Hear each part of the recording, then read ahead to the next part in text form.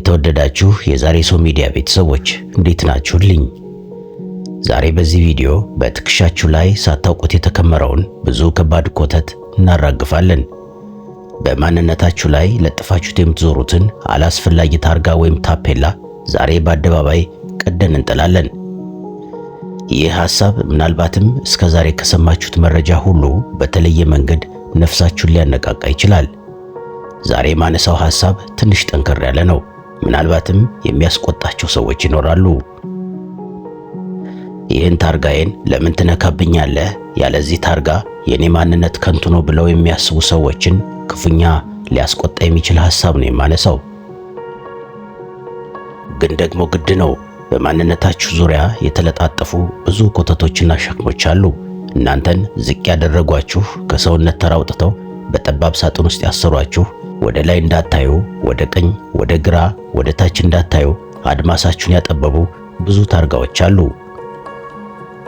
ቀና ብላችሁ በነጻነት ትራመዱ ዘንድ እነዚህ ሁሉ ቅራቅንቦች ከትከሻችሁ ላይ መራገፍ ይኖርባቸዋል። ለዘመናት የለበሳችሁት የአጠባቢ ማንነት ልብስ ዛሬ ሊወልቅ ይገባል። እስከ መጨረሻው አብራችሁን ከቆያችሁ ከነዚህ ሁሉ ሰው ሰራሽ ሰንሰለቶች ተላቃችሁ በትክክል ሰው መሆን ምን ያህል ታላቅ ነጻነት እንዳለው በተግባር ትረዳላችሁ። ሸክማችሁን ለማራገፍና ወደ እውነተኛው ማንነታችሁ ለመመለስ ዝግጁ ናችሁ? እንጀምር። የሰው ልጅ ወደዚች ምድር ሲመጣ ልክ እንደ ንጋት ፀሐይ ብሩህ፣ ንጹህና ምንም አይነት ምድራዊ ታፔላ ያልተለጠፈበት ፍጹም ፍጡር ሆኖ ነው። ያችን የመጀመሪያዋን የህይወት ትንፋሽ ከዚህ ዓለም አየር ጋር ስናዋህድ በውስጣችን ምንም አይነት የዜግነት አጥር፣ የቋንቋ ልዩነት፣ የባንክ አካውንት ቁጥሮች፣ የብሔር ወይም ሌሎች ምድራዊ ታፔላዎች ገና አልተለጠፉብንም ነበር። የተወለድነው አንድና አንድ ታላቅ ማንነት ብቻ ይዘን ነው። እሱም ሰው ሆነን ነው። ይህ የመጀመሪያውና እጅግ የከበረ የተፈጥሮ ስጦታችን ከምንም አይነት ምድራዊ ፖለቲካና ማህበራዊ ስምምነት የጸዳ በራሱ ሙሉ የሆነና በፈጣሪ እጅ የተዋበ ፍጹም ማንነት ነው። ይህ ማንነት በምድር ላይ ከምናገኘው ከማንኛውም ክብር በላይ የሆነ የመለኮት እስትንፋስ ያረፈበት የህይወት መጀመሪያ ነው። ይህንን የንጽህና መሰረት ስታስታውሱ ዛሬ በላያችሁ ላይ የተከመሩት ቆሻሻዎችና የልዩነት ግድግዳዎች የእናንተ እንዳልሆኑ ትረዳላችሁ። እናንተ ከነዚህ ሁሉ በፊት የነበራችሁና ከነዚህ ሁሉ በኋላም የምትኖሩ ንጹህ የህይወት ቃል ናችሁ። ነገር ግን እያደግንና ከዚህ ዓለም ጋር እየተላመድን ስንመጣ ማህበረሰቡ በንጹህና በነጭ ወረቀታችን ላይ የራሱን ቀለምና መስመር መቀባት ይጀምራል። እናንተ የዚህ ብሔር አባላት ናችሁ፣ እናንተ የዚህ ሀገር ዜጎች ናችሁ፣ እናንተ ከዚህኛው ማህበራዊ ደረጃ ላይ ናችሁ እያለ በተፈጥሮ ካገኘነው ሰው ከሚለው ግዙፍና ሁለንተናዊ ማንነታችን ይልቅ ሰው ሰራሽና ጠባብ የሆኑ ታርጋዎችን ወይም ለበልስ በላያችን ላይ ይለጥፉብናል። እኛም ሳናውቀው እነዚህን ኮተቶች በትከሻችን ላይ እየተሸከምን እውነተኛውንና ታላቁን ማንነታችን በእነዚህ አርቲፊሻል ጭንብሎች ስራ ርቀን እንቀብረዋለን። የህይወታችን ትልቁ ስቃይና ትራጀዲ የሚጀምረውም ራሳችንን ከእነዚህ ውጫዊ ኮተቶች ጋር አዋህደን እኔ ማለት ይህ ታፔላ ነኝ ብለን ማመን ስንጀምርና እውነተኛውን ማንነታችንን ስንዘነጋ ነው። ልብ በሉ፣ እናንተ በእነዚህ ታርጋዎች አትወከሉም። እናንተ የከበራችሁ ሰዎች ናችሁ። ከነዚህ ትንንሽ ሳጥኖች ወጥታችሁ ወደ ሰፊው የሰብአዊነት ምህዋር ስትወጡ የነፍሳችሁ ክንፎች ሲዘረጉና ዓለምን ሁሉ በእኩልነት ማቀፍ ስትጀምሩ እውነተኛውን የነጻነት ጣዕም ትቀምሱታላችሁ። ሁለቱም ታላላቅ የሰማይ ሃይማኖቶች ክርስትናም ሆነ እስልምና አንድ ሁላችንንም የሚያስማማ እጅግ ጥልቅ የሆነ የሰው ልጅ መሰረታዊ እውነት አላቸው። ይኸውም የሰው ልጅ የተፈጠረው በፈጣሪው አምሳልና በፈጣሪው እስትንፋስ አማካኝነት መሆኑን ነው። ይህ መለኮታዊ እውነት የሚነግረን በውስጣችን ያለው ነፍስና ማንነት ከዘር፣ ከቋንቋ፣ ከሀብትና ከሰው ሰራሽ የድንበር መስመሮች በላይ የሆነ ሰማያዊ ክብር ያለው መሆኑን ነው። ይህንን ታላቅ የሰማይ ክብርና የነፍስ ከፍታ ወደ ጎን ትተን በሰዎች በተሰመሩ የፖለቲካ ድንበሮች፣ በባንክ ደብተር ቁጥሮች ወይም በስጋዊ የዘር ግንዶች ራሳችንን መተመንና መመዘን የተሰጠንን መለኮታዊ ግርማ ሞገስ በአደባባይ እንደመሸጥና ራስን እንደማዋረድ ይቆጠራል። እውነተኛው ማንነታችን በሰማይ የተረጋገጠ እንጂ በምድራዊ ታፔላ የሚወሰን አይደለም። ስለዚህ ዛሬውኑ ቆም ብላችሁ አስቡ። እናንተ የፈጣሪ እጅ ያረፈባችሁ ድንቅ ሥራ እንጂ ሰዎች የፈጠሩት የፖለቲካ ወይም የኢኮኖሚ አሃዝ አይደላችሁም። ይህንን ክብር ስትረዱ ማንም ሰው ሊሰጣችሁ ከማይችለውና ማንም ሊነጥቃችሁ ከማይችለው ታላቅ በራስ መተማመን ጋር ትቆማላችሁ። እናንተ በምድር ላይ ያላችሁ የፈጣሪ ተወካዮች ናችሁና ማንነታችሁን ከነዚህ ዝቅ የሚያደርጉ ኮተቶች አጽዱና እንደ ሰው ተራመዱ። ፈጣሪ የቸረንን ይህንን ሰው የመሆን ግዙፍ ግርማ ሞገስና ተፈጥሯዊ ክብር ማህበረሰቡ በጠባብ እሳቤው በፈጠራቸው ትንንሽ ሳጥኖች ውስጥ በምንም ተአምር ልናስገባው አንችልም። አንድ አነስተኛና ጠባብ ሳጥን ውስጥ ተጭኖ ለመግባት ግዙፍና ሰፊውን የሰውነት ማንነታችንን በከፍተኛ ሁኔታ ማሳነስ፣ ማጥበብና መቁረጥ ግድ ይለናል። በማንነታችን ላይ የምንለጥፋቸው እነዚህ ብዙ ኮተቶችና ታፔላዎች ከሌሎች አቻዎቻችንና ወንድሞቻችን እንድንለይ፣ እንድንበልጥ ወይም በከንቱ እንድናንስ አድርገው በሐሰት ይስሉናል።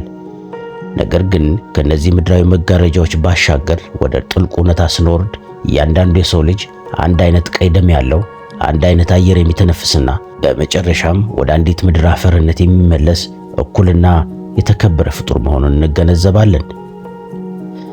ይህንን እውነት ስትረዱ ከጠበበው የማንነት ሳጥን ወጥታችሁ ወደ ሰፊው የሰብአዊነት ባህር ትቀላቀላላችሁ። ያኔ ነው የእናንተ ማንነት ከዓለም ጋር አንድ መሆኑን የምትረዱት። እናንተ የትናንሽ ቡድኖች አባላት ከመሆናችሁ በፊት የታላቁ የሰው ልጅ ቤተሰብ አካላት ናችሁ። ይህን ታላቅ ሀቅ በሰው ሰራሽ ታርጋዎች ጥላሸት አታልብሱት። እነዚህ በማንነታችን ላይ የተለጠፉ መሰረት የለሽ ታፔላዎች ወይም ሌበልስ ሁልጊዜም ቢሆን በመካከላችን አላስፈላጊ የንጽጽር፣ የፉክክርና የጠላትነት ሜዳን ይፈጥራሉ። እኔ ሀብታም ነኝ፣ እሱ ደግሞ ድሃ ነው። እኔ የዚህኛው የነጠረና የላቀ ዘር አባል ነኝ፣ እሱ ደግሞ ከዛኛው ዝቅተኛ ወገን ነው የሚሉ መርዛማ ሐሳቢዎች የሰው ልጅን ከተፈጥሯዊ አንድነቱና ከፍቅሩ ነጥለው ወደ ከፋ መለያየትና ጥላቻ ያመጡታል። በማንነታችን ላይ በስህተት የተለጠፉ እነዚህ ኮተቶች ሰውን እንደ ሰው ብቻ እንዳናይና ልባችንን እንዳንከፍት ዓይናችንን በጭፍን አድሎ ያሳውሩታል። የአንድን ሰው ጥልቅ ልብ፣ የሚያምር ስነ ምግባርና ንጹሕ ሰብአዊነት ከመመልከት ይልቅ ከስሙ ቀጥሎ በተለጠፈውና በጊዜ ሂደት በሚጠፋው ምድራዊ ታፔላ ብቻ እንድንመዝነውና እንድንፈርጀው ያደርጉናል። ይህ የሰው ልጅን ክብር ማርከስ ነው። ዛሬ ይህንን መጋረጃ ቀዳችሁ ጣሉት። ሌላውን ሰው ስታዩ ሰው ሰራሽ ታርጋውን ሳይሆን ልቡን፣ ዜግነቱን ሳይሆን ሕመሙን፣ ብሔሩን ሳይሆን አስተሳሰቡን ተመልከቱ። ያኔ የእናንተን ማንነት ከፍ ይላል። በሰዎች ላይ የምትለጥፏቸውን ያልተገቡ የማንነት ድሪቶች ስታውቁ ራሳችሁንም ካሰራችሁበት የፍርድ እስር ቤት ነጻ ታውጡታላችሁ። ይህ የኮተት ክምችትና የታርጋ ብዛት እጅግ ከባድና አድካሚ የሆነ የስነ ልቦና ሸክም ነው። ራሳችንን ከቁሳዊ ሀብትና ከንብረት ጋር ብቻ ስናቆራኝ በሆነ አጋጣሚ ሀብታችን ሲቀንስ ወይም ሲጠፋ ማንነታችን ሙሉ በሙሉ የተገፈፈና ባዶ የቀረ ያህል ይሰማናል። ራሳችንን ከጊዜያዊ ስልጣንና ከወንበር ጋር ብቻ ስናያይዝ ከወንበሩ በወረድን ማግስት ታላቅ ባዶነትና ውርደት ይውጠናል። ምክንያቱም እነዚህ ነገሮች በባህሪያቸው ጊዜያዊ፣ ኃላፊና ተለዋዋጭ ናቸው። ነገር ግን ራሱን ሰው በመሆን ጽኑ መሰረት ላይ ብቻ የመሰረተ ግለሰብ ሀብት ቢመጣም ቢሄድም፣ ስልጣን ቢገኝም ቢታጣም፣ ዘሩና ዜግነቱ በማንኛውም ወገን ቢተችም ውስጣዊ ሰላሙ፣ ክብሩና የማንነቱ ትርጉም ቅንጣት ታህል አይናወጥም። ምክንያቱም እሴቱ ያለው በሰውነት ውስጥ እንጂ በለጠፈው ኮተት ላይ አይደለም። እናንተ ዛሬ በምትሸከሙት ሀብት ወይም በለበሳችሁት ስም አትመዘኑም። የእናንተ እውነተኛ ዋጋ በውስጣችሁ ያለው ሰውነታችሁ ነው። ይህንን ስትገነዘቡ ዓለም ልትሰጣችሁ ከምትችለው በላይ የሆነ ጽኑ ሰላም ታገኛላችሁ። እናም ራሳችሁን ከማይጠቅም ሸክም አላቁና ሰው ብቻ በመሆናችሁ የምታገኙትን ታላቅ እረፍት ተቀበሉ። ዛሬ በዓለማችን ላይ ለምናየው እልቂት፣ ለምንሰማው የለቅሶ ድምፅና ለቀጠለው የጥላቻ መርዝ ዋነኛው ምክንያት የሰው ልጅ ሰው መሆኑን ዘንግቶ በማንነቱ ላይ በለጠፋቸው አላስፈላጊ ኮተቶች መታወሩ ነው። ሰዎች ራሳቸውን እንደ አንድ ግዙፍ የሰው ልጅ ቤተሰብ ማየት አቁመው እኔ የዚህ ብሔር ጠባቂ ነኝ፣ እኔ የዚህ ምድር ዜጋ ነኝ በሚል የጠበበና የጨለመ ማንነት ውስጥ ሲዘፈቁ በተፈጥሮ ያገኘነው የርህራሄ ወይም ኢምፓቲ ምንጭ ይደርቃል። ሌላውን ሰው እንደ ራሳችን ወንድም ወይም እህት፣ እንደ ራሳችን ነፍስና ስጋ ማየት ስናቆም እንደ ስጋትና እንደ ጠላት መመልከት እንጀምራለን። እነዚህ ታፔላዎች ባይኖሩ ኖሮ በውስጣችን ጥላቻ ቦታ አይኖረውም ነበር። ስለዚህ ዛሬውኑ ከዚህ የጥላቻ አጥር ውጡ። ሌላው ሰው በእናንተ ቋንቋ ባይናገር፣ የእናንተን አይነት መልክ ባይኖረውና በእናንተ ምድር ባይኖር እንኳ እሱ ልክ እንደናንተ የፈጣሪ እስትንፋስ ያለበት ሰው መሆኑን እወቁ። ይህንን ስታደርጉ ዓለምን የሚፈውስ ታላቅ ፍቅር በውስጣችሁ ይበቅላል። ያኔ ነው ከእናንተ በላይ የሆነ ሰፊ ዓለም እንዳለ የምትገነዘቡት። እዚህ ጋር እስኪ አንድ እጅግ አስገራሚና ማንም ሊክደው የማይችል የሕይወት እውነትን እንመልከት።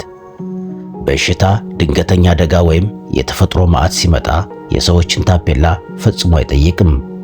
ሆስፒታል ውስጥ ባሉ የህሙማን አልጋዎች ላይ ብትሄዱ ወይም በዝምታ ወደ ተዋጡት የመቃብር ስፍራዎች ብታመሩ የሀብት፣ የዘር ወይም የዜግነት ልዩነት አታገኙም። እዛ ቦታ ሁሉም ሰው በእኩልነት ህመምን ያስተናግዳል። ሁሉም ሰው በእኩልነት ትንፋሹ ይቆረጣል። በመጨረሻም ሁሉም በእኩልነት ወደ አንዲት ምድር አፈርነት ይመለሳል። ሞት በማንነታችን ላይ በከንቱ የለጠፍናቸውን አላስፈላጊ ኮተቶችና የውሸት ኩራቶች በሙሉ በአንድ ጊዜ አራግፎ ወደ መነሻችን፣ ወደ ትክክለኛውና ወደ ንጹሑ ሰው የመሆን ማንነት ይመልሰናል። ታዲያ ይህን የማይቀረውን እውነት በሕይወት ማብቂያ ሰዓት ብቻ ከመረዳት ዛሬ በጉልበታችሁ እያላችሁ ለምን በነፃነታችሁ አትኖሩትም? ዛሬውኑ እነዛን ኃላፊ ታፔላዎች አውልቃችሁ ጣሏቸውና ልክ እንደ መጨረሻው ቀናችሁ ሁሉንም ሰው በእኩልነትና በንጹሕ ሰብአዊነት ማየት ጀምሩ። ይህንን ስታደርጉ ሞትን የምታሸንፉበትን የሕይወት ጥበብ ትላበሳላችሁ። በማንነታችን ላይ የተለጠፉትን እነዚህን አላስፈላጊና ዝቅ የሚያደርጉ ታፔላዎችን ሰባብረን ስንጥል የምናገኘው መንፈሳዊና ስነ ልቦናዊ ነፃነት በምድር ላይ ወደር የለውም። ከእንግዲህ የሌሎችን ሰዎች ማረጋገጫና ጭብጨባ መጠበቅ አይኖርባችሁም። የኔ ዘር ካንተ ይበልጣል በሚል ትርጉም የለሽ ፉክክር ጊዜ አታባክኑም። ሀብቴን አይተው ያከብሩኛል ብላችሁ ሌሊቱን በሐሳብ አታድሩም። በቃ እናንተ ሰው ናችሁ። ሰው መሆን ደግሞ በራሱ ሙሉ የሆነ ተጨማሪ ማብራሪያና ማስረጃ የማይፈልግ እጅግ የከበረ የሕይወት ጣሪያ ነው። ይህንን መቀበል ለዓመታት ተሸክማችሁት ከነበረ ከባድ ሸክም በአንዴ ነፃ እንደመውጣት ይቆጠራል። ዛሬ ነፃነታችሁን አወጁ። ከሰዎች ፍርድ፣ ከጎሳ ኩራትና ከሀብት መመኪያ ራሳችሁን አላቁ። እናንተ ከነዚህ ሁሉ ሰንሰለቶች በላይ የሆናችሁ የነፃነት ቃል ናችሁ። በሰውነታችሁ ውስጥ ያለውን ታላቅነት ስታውቁ ዓለም ሁሉ በእናንተ ፊት ትንሽ ትሆናለች። እናንተ ግን በሰብአዊነታችሁ ከዋክብትን ትነካላችሁ። እውነተኛ ስኬትና ዘላቂ ደስታ የሚመነጩትም ከዚህ ንጹሕና ገደብ ከሌለው የሰብአዊነት ከፍታ ላይ ብቻ ነው። አንድ ሰው ሰው መሆኑን ብቻ አምኖ ሲቀበልና በዛ ሲረካ በዙሪያ ያሉትን ፍጥረታት በሙሉ በተመሳሳይ የፍቅር፣ የክብርና የርህራሄ መነጽር ይመለከታል። በመንገድ ዳር ወድቆ የሚለምነውን ምስኪንም ሆነ በታላቅ ቤተ መንግሥት ውስጥ የሚኖረውን ባለስልጣን ያለምንም መከፋፈል በኩል የአክብሮት ሚዛን ያስተናግዳል። ምክንያቱም እሱ ከለበሱት ውጫዊ ልብስ፣ ከያዙት የህብረተሰብ ደረጃና ከሚናገሩት ቋንቋ ጀርባ ልክ እንደሱ በፈጣሪ አምሳል የተፈጠረ ውብና ቅዱስ ነፍስ እንዳለ በጥልቀት ይገነዘባል። ዛሬ ይህንን የልብ ስፋት ተላበሱ። እናንተ ሰውን በሰውነቱ ብቻ ማክበር ስትጀምሩ ውስጣዊ ማንነታችሁ ከፍ ይላል። ከዓለም ጋር ያላችሁ ግንኙነትም በሰላምና በቅንነት ይሞላል። ይህ ነው እውነተኛው የሕይወት ድል። ፖለቲከኞች፣ ስርዓቶችና የታሪክ ጸሐፊዎች ዘመናትን ሙሉ ድንበር ያበጃሉ። ሰዎችን በየጎሳው በየቀለሙና በየሀገሩ ሳጥን ውስጥ እየከተቱ ይከፋፍላሉ። ነገር ግን እነዚህ ድንበሮች በሙሉ በተፈጥሮ ሕግና በነፍስ እውነት ፊት ባዶና ከንቱ ናቸው። ሰማይ ላይ የምትበረው ወፍ ከሀገር ሀገር ስትሸጋገር ፓስፖርት አትጠየቅም። አየሩ ከክልል ክልል ሲነፍስ የብሔር ማንነትን መርጦ አይለይም። ውቅያኖሶችም የምድርን ድንበር ሳይጠይቁ ዓለምን ያጥለቀልቃሉ። የተፈጥሮ አካል የሆነው እኛ ሰዎችም ይህንን ገደብ የለሽ ነፃነትና አንድነት ተላብሰን ነው የተፈጠርነው። ስለዚህ የሰዎች ጠባብ አእምሮ የፈጠረውን ሰው ሰራሽ የልዩነት ግድግዳ ዛሬውኑ በውስጣችሁ አፍርሱት። የዓለም ዜጎች የሰብአዊ አምባሳደሮችና የፍቅር ምንጭ ለመሆን ተነሱ። ከጠበበው አጥር ወጥታችሁ ሰፊውን ዓለም ስታቅፉ ያኔ ነው የፈጣሪን ታላቅነት በራሳችሁ ውስጥ የምታገኙት። የሰው ልጅን ታሪክ ወደ ኋላ መለስ ብለን ብንመረምር ስንት ኃያላን ግዛቶች ወድቀዋል፣ ስንት ጉልበተኛ መንግስታት ጠፍተዋል፣ ስንት የገንዘብ አይነቶች ተለውጠው ወድቀዋል፣ ስንት አዳዲስ ድንበሮችም ተሰምረው ደግሞ ተደምስሰዋል። ትላንት እንደ ግዙፍ ተራራ የታዩ ታፔላዎች ዛሬ ትርጉም አጥተው ታሪክ ብቻ ሆነዋል። ነገር ግን ዘመናትን ተሻግሮ ሳይለወጥ ሳይከፋፈልና ሳይቀነስ ዛሬም ድረስ በግርማ ሞገስ የጸናው ብቸኛው እውነት ሰው መሆን ብቻ ነው። እኛም ራሳችንን ከዚህ ከማያልፈው ዘላለማዊና መለኮታዊ ከሆነው የሰው ልጅ ጋር እንጂ ጊዜ ከሚሽራቸውና ንፋስ ከሚወስዳቸው ምድራዊ ታፔላዎች ጋር መተሳሰር የለብንም። ዛሬ በማንነታችሁ ላይ የለጠፋችሁት ኮተት ነገ አፈር እንደሚሆን ወቁ። ስለዚህ ዛሬውኑ በማይጠፋው የሰውነታችሁ ብርሃን ላይ ተመስረቱ። እናንተ ካለፈውና ከሚመጣው ትውልድ ጋር የምትገናኙበት ድልድይ ሰው መሆናችሁ ብቻ ነው። አሁን ጊዜው ማህበረሰቡና ስርዓቱ ገና በልጅነታችን ያስተማረንን የተሳሳተ የልዩነት ትርክት በድፍረት የምንሽርበት ታሪካዊ ወቅት ነው። ሰውን ስናይ ከየት እንደመጣ ምን ቋንቋ እንደሚናገር ወይም በባንክ ደብተሩ ስንት ቁጥር እንዳለ ማሰቡን ዛሬውን አቁመን አይን አይኑን እያየን የፈጣሪን ድንቅ ሥራ ልናደንቅ ይገባል። አንድን ሰው አይኑን ስንመለከት የራሳችንን ነጸብራቅ፣ የራሳችንን ህመም እና የራሳችንን ተስፋ ማየት አለብን። ህመሙ ህመማችን፣ ደስታው ደስታችን የሚሆነው በመካከላችን ለዘመናት የተገነባውን የኮተትና የታፔላ ግድግዳ አፍርሰን ሰው ለሚለው ግዙፍና ቅዱስ ቤተሰብ እውነተኛ አባል ስንሆን ብቻ ነው። ዛሬውኑ የእናንተን የልብ በር ክፈቱ። ጥላቻንና መከፋፈልን የሚያስተምሩ ድምጾችን ሁሉ ዝጉና በውስጣችሁ የሚገኘውን ያንን ንጹሕና ሰብአዊ ድምፅ ብቻ አድምጡ።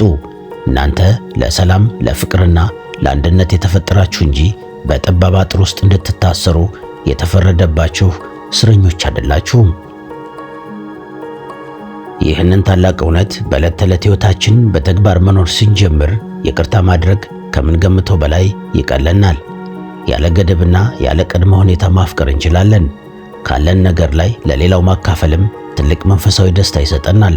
ምክንያቱም የምናደርገው በጎነት ለሌላ ወይም ለባዕድ ሰው ሳይሆን ልክ እንደኛ ሰው ለሆነ በተለያየ የሕይወት ገጽታ ውስጥ ለሚገኝ የራሳችን የሕይወት አምሳል መሆኑን በጥልቀት እናውቃለን።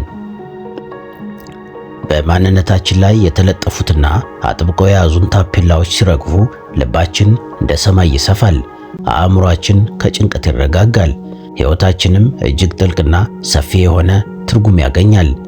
ልብ በሉ፣ እናንተ ዛሬ የምትሰጡት ፍቅር ተመልሶ እናንተኑ ነው የሚያክመው። በማንነታችሁ ላይ የለጠፋችኋቸውን ኮተቶች ባራገፋችሁ ቁጥር ለነፍሳችሁ የምትሰጧት እረፍት ይጨምራል። ዛሬውኑ በሰዎች መካከል የምታደርጉትን ልዩነት አቁሙና በሁሉም ውስጥ ራሳችሁን ፈልጋችሁ አገኙ።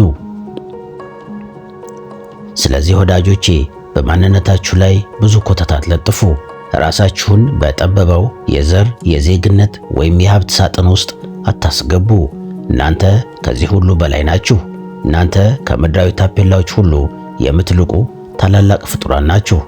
እናንተ በፈጣሪ እስትንፋስ የተገነባችሁ ማለቂያ የሌለው አቅም ያላችሁ የፍቅርና የሰላም ምንጭ የሆናችሁ ውብ ነፍሳት ናችሁ።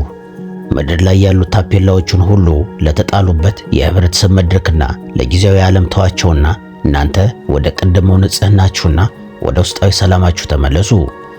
በሕይወት ዘመናችሁ ሁሉ ልትኮሩበት፣ ልትንከባከቡትና ልታሳድጉት የሚገባ አንድና አንድ የከበረ ማንነት ብቻ ነው። እሱም ሰው መሆናችሁ ነው። ከዛሬ ጀምሮ ትከሻችሁን ቀና አድርጉ፣ ልባችሁን ለዓለም ክፈቱ፣ ሰንሰለቶችን በጥሱና እንደ እውነተኛ ሰው በነጻነት ተራመዱ። ምክንያቱም እናንተ ሰው ናችሁ፣ በቃ ሰው ብቻ ናችሁ። ለዛሬ እዚህ ጋር ይብቃኝና ልሰናበት። ሰላም ሁሉ ከእናንተ ጋር ይሁን።